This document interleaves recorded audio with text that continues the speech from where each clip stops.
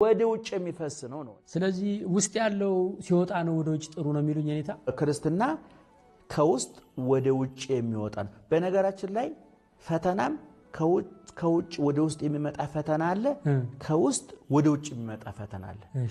አባቶቻችን ሲያስተምሩን የጻርቃን ፈተና ከውጭ የሚመጣ ነው፣ የኃጥአን ፈተና ከውስጥ የሚመጣ ነው ይላሉ። ለዚህ በጣም አጭር ምሳሌ ለማስረዳት የሚጠቅሱት ጴጥሮስና ይሁዳ ነው። የኢየሱስ ክርስቶስ ደቀ መዝሙር ነው፣ የዋህ ነው፣ ቀና ነው፣ ፈጣን ነው፣ ፈሪ ነው። ከፈጣንነቱ የተነሳ ይናገራል። ከንግግሩ የተነሳ አንዳንድ ጊዜ ለተግሳጽ የተጋለጠበት ጊዜ አለ። ከንግግሩ የተነሳ ፈጥኖ በመናገሩ ብፁዕ የተባለበት ጊዜ አለ። ፈጥኖ በመናገሩ ሰይጣን የተባለበትም ጊዜ አለ እና ዙሮ ግን ልቡ ንጹህ ስለሆነ ክርስቶስ ስህተቱን እያረመ እያስተካከለ ጥያቄውን ይመልስለት ነበርና ዓርብ ሊሰቀል ሐሙስ ማታ ጌታ ነገ እረኛውን ይገሉታል፣ በጎቹ ይበተናሉ ብሎ ስለ መከራው ሲናገር ቅዱስ ጴጥሮስ ምን አለ? እመኒ ኩሎሙ ክህዱከ አንሰ ኢይክህደከ እመውትህ ምስሌከ። ሁሉም ቢክዱህ እኔ ግን አልለይህም እስከ ሞት እንኳን ቢሆን ብሎ ተናግሮ ነበር። ከዛ ጌታ የሚሆነውን ያውቃል። ጴጥሮስ ዶሮ 3 ጊዜ ሳይጮህ ዶሮ ሳይጮህ 3 ጊዜ ትክደኛለህ አለው። እንደተባለው ተደረገ። ወዳው በጣም የሚያሳዝነው ደግሞ ጴጥሮስን የፈተነችው ሴትዮ እዚህ ግባ የማትባል እንደው በጡንቻዋ በስልጣኑ የምታስፈራ ሴት አለች። የሊቀ ካህናቱ በር ዘጊ አገልጋይ፣ በዘመኑ ቋንቋ የሊቀ ካህናቱ ገረድ ወይም ሰራተኛው ናት። ተራ ሴት። አንተ ከዛ ከቅድሙ ሰውዬ ጋር አልነበርክም እንዴ ነው ያለችው። አዳ ቅዱስ ጴጥሮስ ፈርቶ ነበረ። ያምሮ ለዘትብሊ አረ የምትዩን ሰው አላውቀው።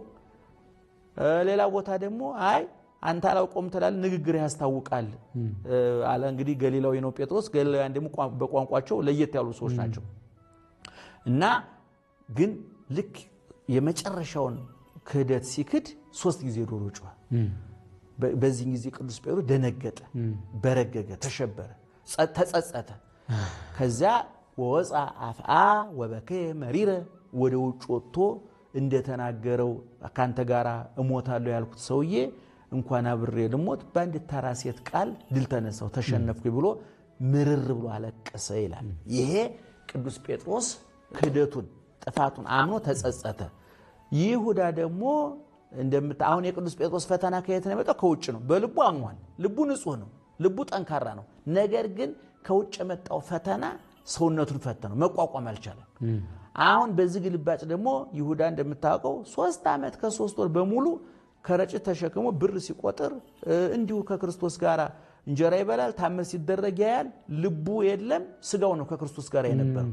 እንደውም በዮሐንስ ወንጌል ምዕራፍ 6 ቁጥር 70 እና 69 ላይ ከናንተ መካከል አንዱ ዲያብሎስ ነው፣ ከናንተ መካከል አንዱ ያሳልፎ ይሰጠኛል ብሎ 3 ዓመት ከ3 ወር እንኳን ሐዋርያት ጋር በዋለበት እየዋለ ባደረበት እያደረ ተአምራቱ ሳይከፈልበት ትምህርት ሳይከፈልበት ሁሉ ለሐዋርያት ያደረገውን ሁሉ ነገር እያደረገለት ይሁዳ ግን በልቡ መቼ አሳልፎ እንደሚሰጠውና እና አሳቻ ሰዓት ነበር የሚጠብቀው። ከዛ በኋላ ይሁዳ ክርስቶስን 30 ብር ሸጠ። አባቶች እንደሚነግሩን እንደው ከንባቡም አንፃር እንደምንረዳው የይሁዳ አሻሻጥ ብልሃት የተሞላበት ዘዴ የተሞላበት ነበር። የተንኮል ዘዴ ማለት ነው። ይሁዳ 3 ዓመት ከ3 ወር ከክርስቶስ ጋር ሲኖር የክርስቶስን ስራ ተመልክቷል። አይነ ሲያበራ አይቶታል፣ ሙት ሲያስነሳ አይቶታል፣ እንጀራ ሲያበረክት አይቶታል፣ መጻጉዕን ሲፈውስ አይቶታል፣ ተአምር ሲያደርግ አይቶታል። ስለዚህ የይሁዳ ስሌት ምንድነው? ለሰው ይሄን ያህል ካደረገ ራሱን ከሞት ማዳን እንዴት ያቅተዋል? አያቅተውም። ስለዚህ እኔም 30 ብር እንዲያስኩ እቀራለሁ፣ እሱም በተአምር ይድናል።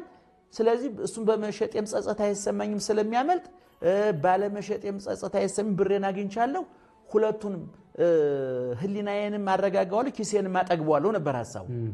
ነገር ግን እንደሆነው አልሆነም፣ እሱ እንዳሰበው አልሆነም። ክርስቶስ በተአምር ለማምለጥ አልፈለገም፣ አልወደደም፣ አላደረገውም። የመጣበት ስለሆነ ልክ ዓርብ ጧት አይሁድ ክርስቶስን በገመድ እየጎተቱ ወደፊት ሲጎትቱት ወደ ኋላ ሲጎትቱ እየተንገላታ ሲያየው ይሁዳ መቋቋም አልቻለም፣ ከአቅሙ በላይ ሆነበት።